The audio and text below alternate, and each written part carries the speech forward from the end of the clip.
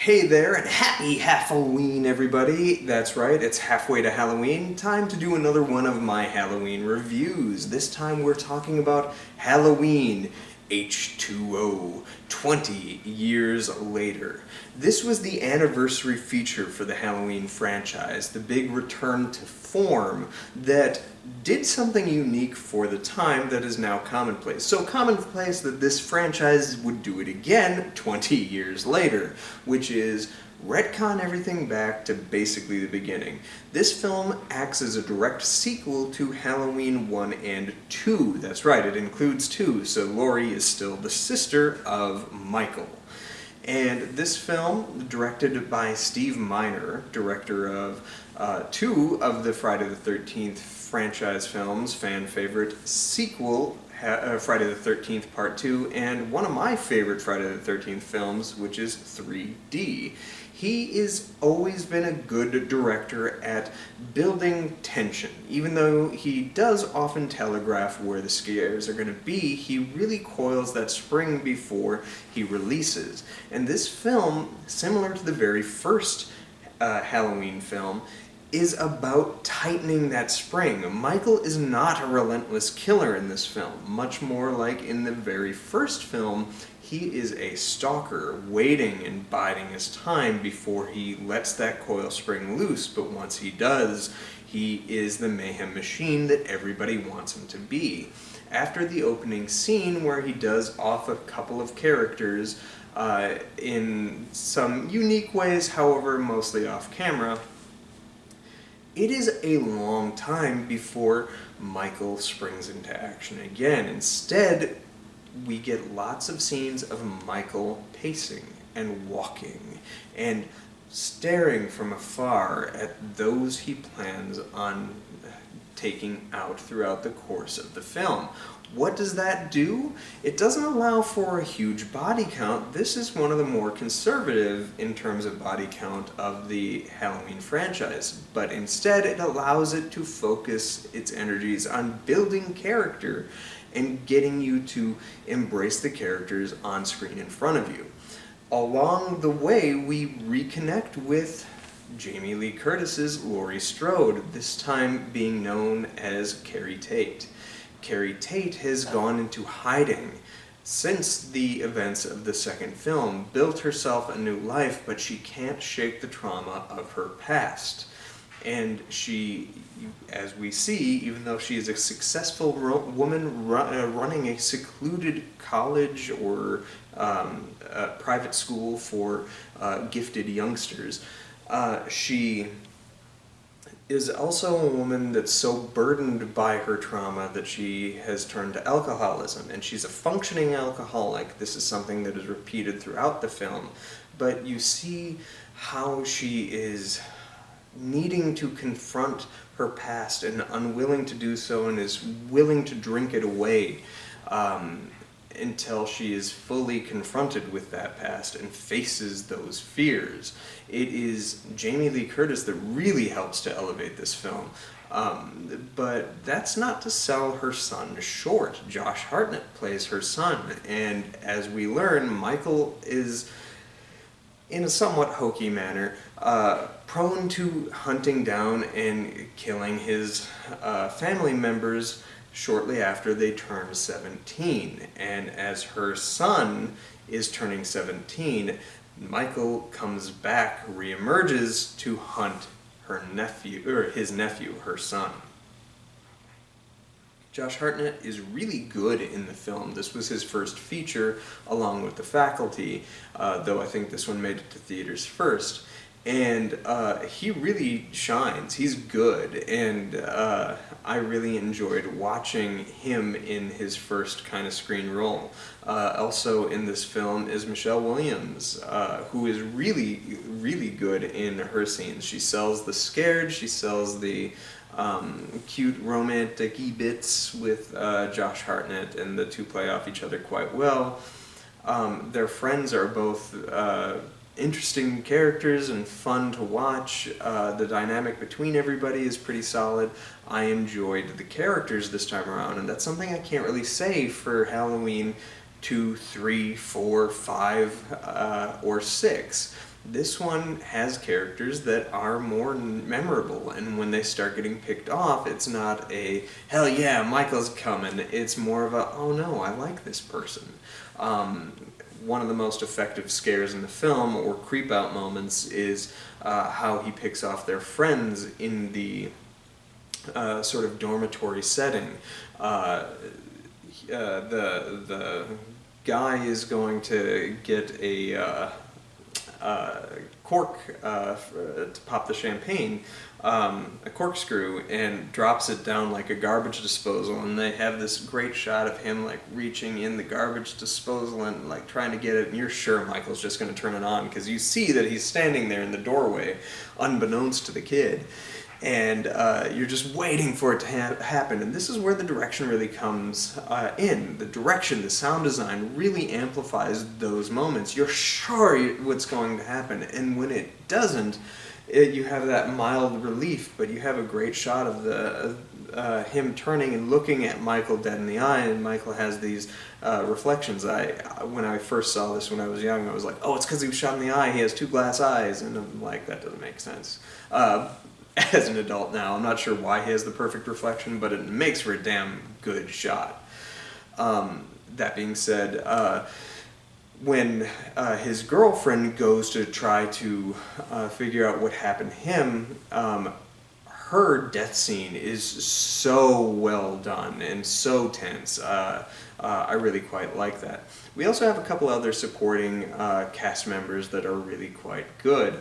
There's a unnamed mother figure who is who Michael gets the car from. I don't know who that actress is, but she is so good in that scene, and that's one of the best nail-biter moments, is like, you're sitting there like, is he going to kill that mom and that kid in the bathroom? And you're convinced he's going to do it. No, he steals their car, but holy crap, that scene is so tense and really, really a nail-biter.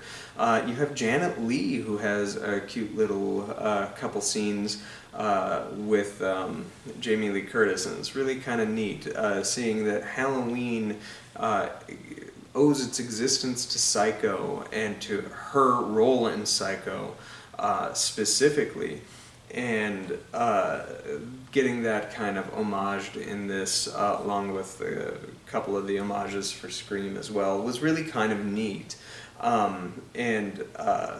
I really appreciated seeing her in this film and her couple little moments.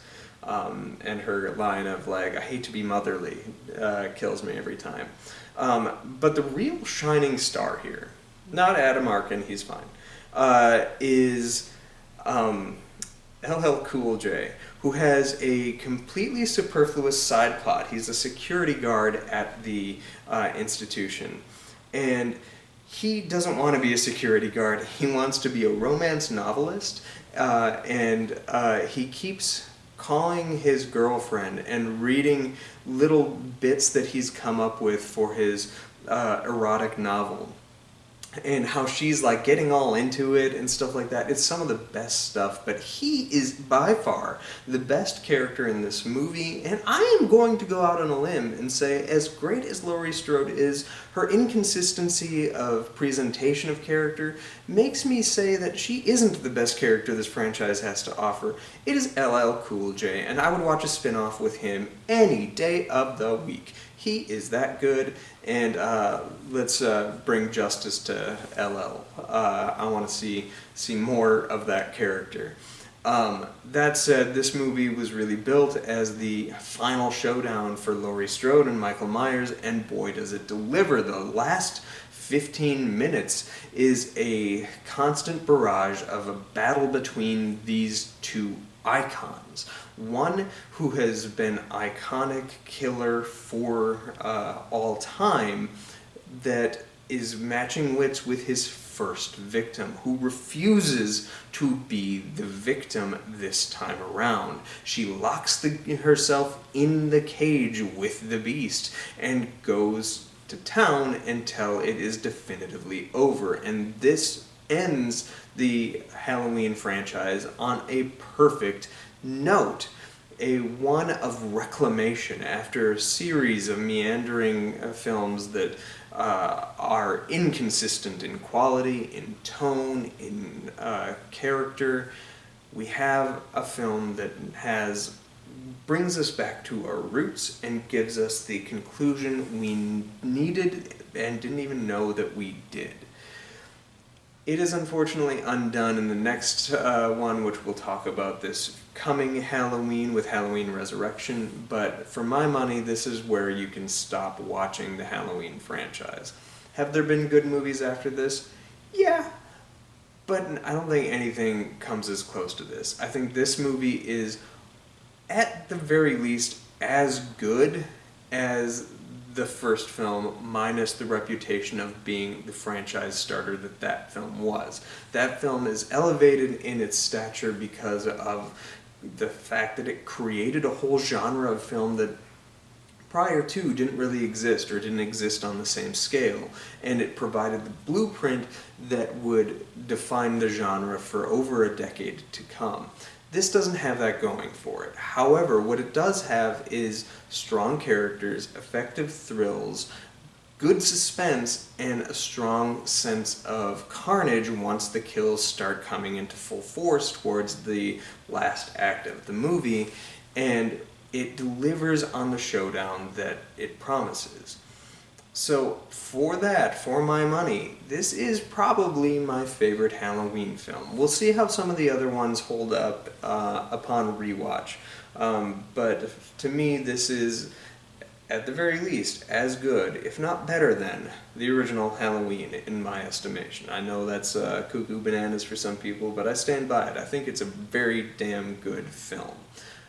I'm not in love with the Michael Myers mask. Yes, it doesn't look good. However, the Michael Myers mask hasn't really looked good since that first one. I know they reused the same mask in the second one, so I guess by proxy it's fine. However, it fits differently on that actor's head, so it just didn't really look good in that. And certainly in 4, 5, and 6, that mask looks terrible. So having a bad Michael Myers mask is nothing new.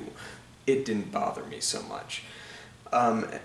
The one thing that I do think as a criticism does hold true is it's not scored right. The new score, the new material for score in this film, I think is really strong. It's quite epic sounding and a natural evolution of that Halloween theme. However, there is so little of it that it doesn't make the film feel like Halloween or provide that oomph that a Halloween score ought to.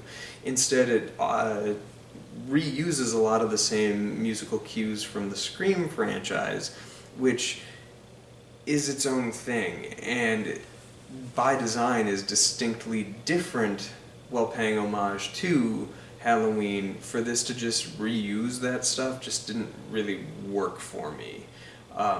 The same way that some of the music in Halloween scores Scream. It doesn't work in the backwards configuration of it. So I will say the score leaves a little bit to be desired, but where the new stuff is, it is great, and I've added that into my soundtrack rotation when I'm listening to film scores. I do really like the main theme for this film. This film also had something that was almost completely different. Originally, there was not going to be Laurie Strode. They were going to do more of a continuation of Halloween 6, but and it was going to be made for video. However, when Jamie Lee Curtis kind of decided to spearhead bringing back the franchise for the 20th anniversary as a love letter to the fans that got her to where she was, Scream's Kevin Williamson was brought on board to kind of shape that film, and he fully got Jamie Lee Curtis embracing this concept. His concept was a little bigger in scope. It had a lot more of a budget attached to it, with some pretty big set pieces. That said, having read like that treatment, I feel like it almost goes too big and just doesn't feel Halloween-y. This feels much more grounded and probably the better version of that story, regardless. So I'm glad this is the film we got. However, one of the stipulations that the Akkad family had was that that this couldn't be Michael's last foray, but by design, Kevin Williamson and Jamie Lee Curtis definitively wanted Laurie Strode to win the fight. So they came up with a solution, and that solution you will see at the head of the next film, and I guess we'll discuss it then. But it is interesting to see the Halloween 7s we almost got, that did their work to both be a reset for the franchise, but also in that original treatment from Kevin Williamson, did try to tie in all the lore from the previous films. Just doing a clean slate was probably a smarter move. And it's not the first time cinema has done it. Godzilla's return in 1984 with The Return of Godzilla basically did the same thing, but I think it's smart to excise it of the superfluous stuff within the franchise. And I do think as a trilogy, it's a really strong one to have Halloween, Halloween 2, and Halloween 20 years later. To me, that's the perfect trilogy of Halloween films. Anyway, I'm still droning on. I apologize. Let me know what you thought of this film in the comment area down below. Some people are a little overly harsh on it, and I think that a revisit of this would help them a little bit. I do think that, not to show all my cards, this is definitely the better version of Laurie Strode's return. I think this is a better film than Halloween 2018, but we'll discuss that in a couple of years at this point. Thanks for watching, subscribe, do all that good stuff. Peace, and happy Halloween, everybody, 6 months from now.